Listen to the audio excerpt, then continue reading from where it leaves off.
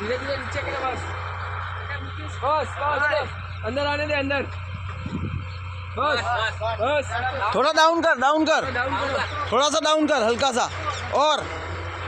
थोड़ा बस बस पकड़ के रख, यहाँ पे लगाओ, पाइप लगाओ।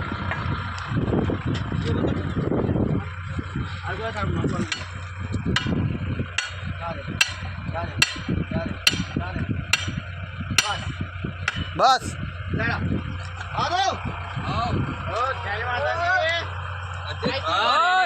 आएगी